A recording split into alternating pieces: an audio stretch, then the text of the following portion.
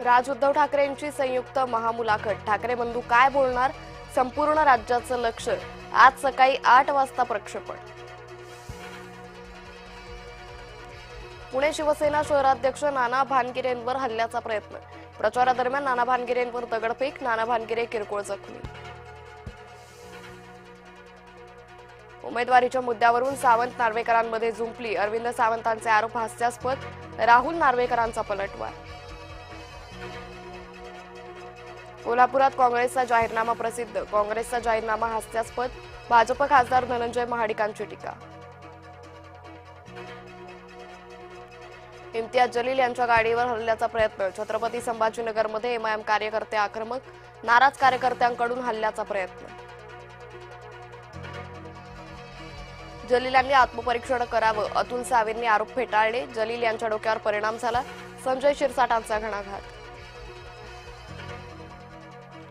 अकोट अंबरनाथमध्ये युतीमुळे स्थानिक नेत्यांवर मुख्यमंत्र्यांची नाराजी। जय महाराष्ट्राला सूत्रांची माहिती। महाराष्ट्रात भाजपासोबत सत्तेत कुठेही बसणार नाही। आमची विचारधारा भाजप विरोधातील। इम्तियाज जलीलांनी केलं स्पष्ट। विकसित पुणे। पुण्यात भाजपचा जाहीरनामा। मुरलीधर मोहोळांच्या उपस्थितीत जाहीरनामा प्रकाशित। पुण्यात 1 लाख आणि 5 काम योजना जाहीर। 10 तारखेला जाहीरनामा प्रकाशित करणार। उपमुख्यमंत्री अजित पवारांची माहिती। अशा मुलाखतीतून मतं मिळत नसतात। ठाकरे बंधूंच्या संयुक्त मुलाखतीवर चंद्रशेखर बावनकुळेंचा टोला। अंबरनाथमध्ये सत्तेसाठी भाजप काँग्रेस आघाडी। एकनाथ शिंदेंकडून तीव्र नाराजी व्यक्त।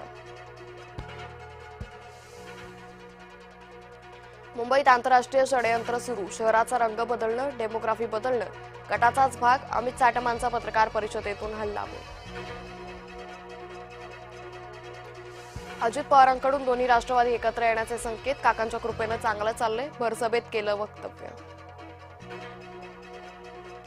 पवार कुटुंबियांनी राजकारणात सेल्फ गोल करते। ओबीसी नेते लक्ष्मण हाकेंचा हल्लाबोल। गुन्हेगारी पार्श्वभूमी असलेल्या उमेदवारांची यादी थेट मुख्यमंत्र्यांकडे। पुण्यातल्या उमेदवारांमध्ये गुन्हेगारांशी संबंधित 20 नावं। फडणवीस काय कारवाई करणार याकडे लक्ष। एकनाथ शिंदे म्हणजे भगव्या आड लपलेला सैतान। ठाकरे गटाचे आमदार नितीन देशमुखांचा हल्लाबोल।